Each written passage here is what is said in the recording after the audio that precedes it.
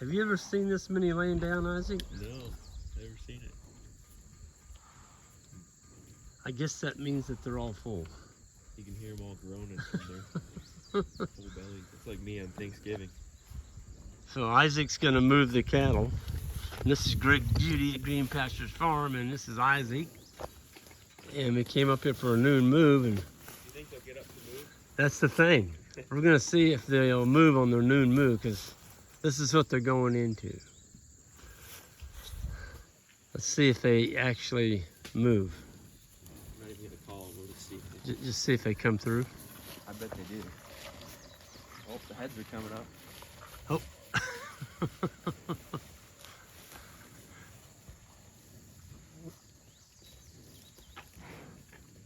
Oh. Only takes one. Oh, there they go. They're all like, oh, I can't believe I ate the whole thing.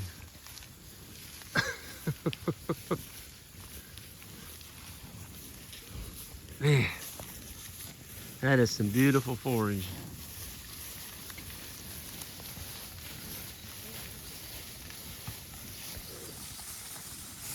Fat cattle on green grass. Fat cows and bulls.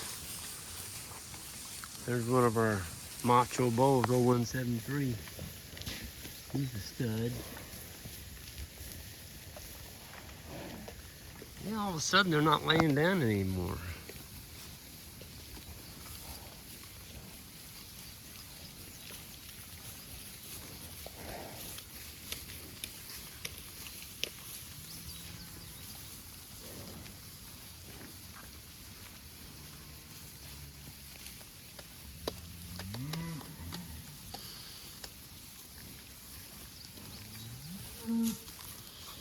Hey, I don't know where she's gonna put it. Well, she's pooping. I guess she'll find a place to put the grass now.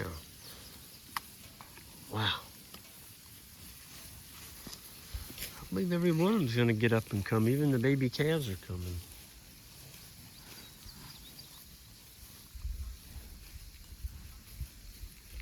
So we're not putting up a back fence.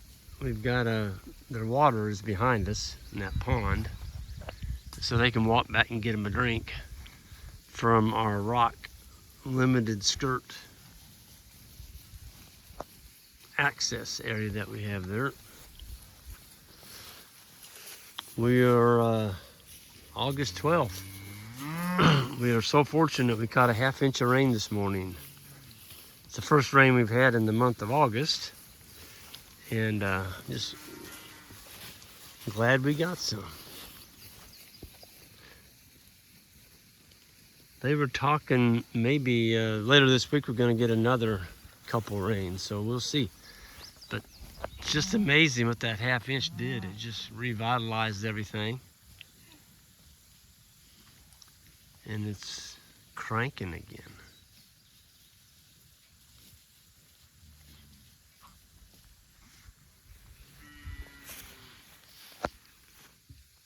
You can definitely tell where they were at this morning. They got this pretty good.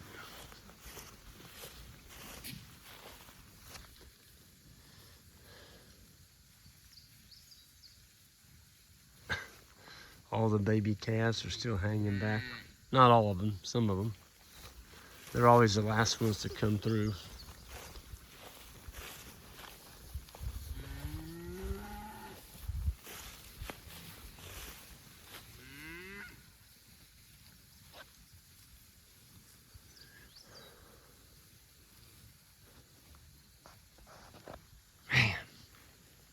What a difference a year makes. Last year, this time, we were burned up.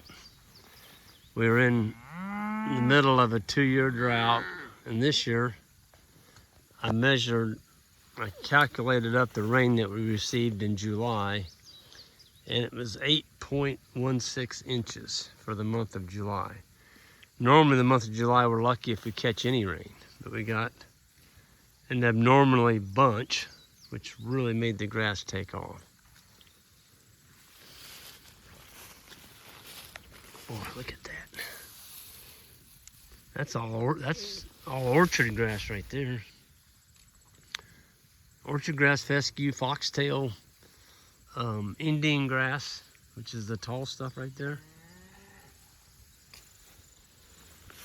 Bluegrass, which is the real fine stuff right here. They got a nice mixture. They like that warm season. They really do.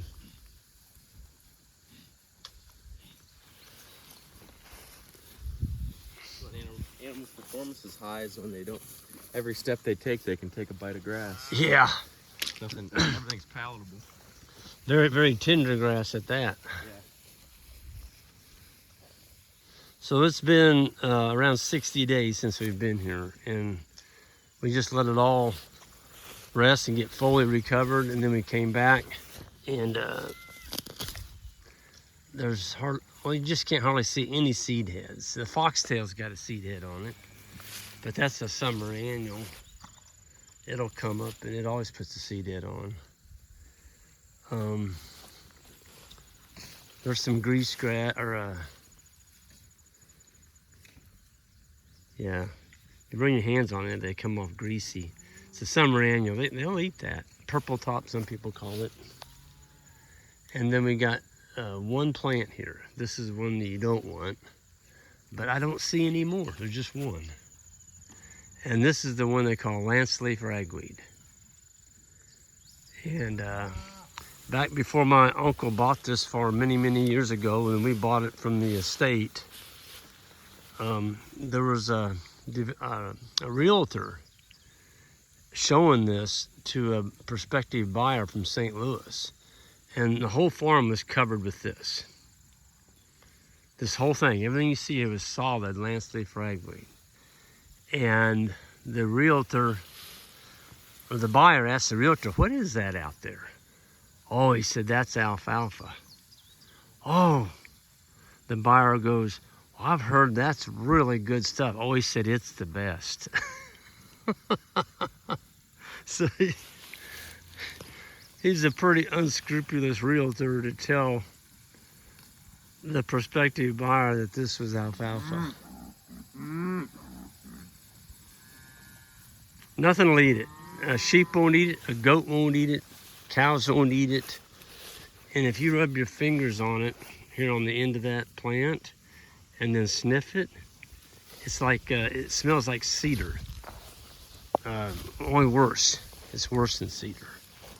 It's just a really unpalatable plant. But nature will put that there when nothing else will grow.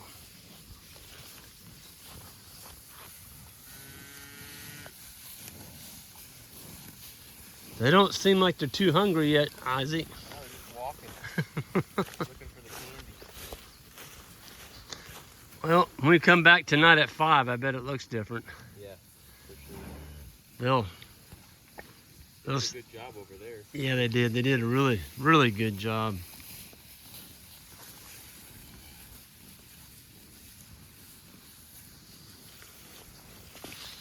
I think the cows are about as good a condition as I've ever seen them for this time of year. No flies on them today either. Yeah. I was noticing now that they're back on good feed. Yeah. I mean, there's a few, but not, nothing like there was. Yeah. Yep. And it's wet. We just rained all day. It's not like there's not moisture for it. Right.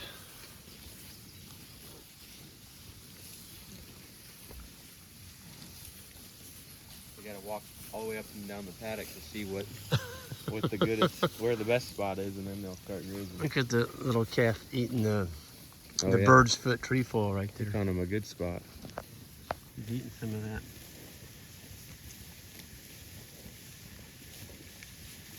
It's quite a sound to listen to. From walking and grazing. Yes. You can imagine what a herd of 2 million bison sounded like grazing by you. Gosh, can you imagine? You just sat by a tree and had them grazing. Man, yeah. something way better, way more than this. You can probably feel the ground shaking. Yeah. We've got our own red herd of bison right here, kind of. A little bit gentler. A little bit gentler. Gentler bison. Yeah, you wouldn't want to probably stand in a bunch of bison cows. They'd trample you.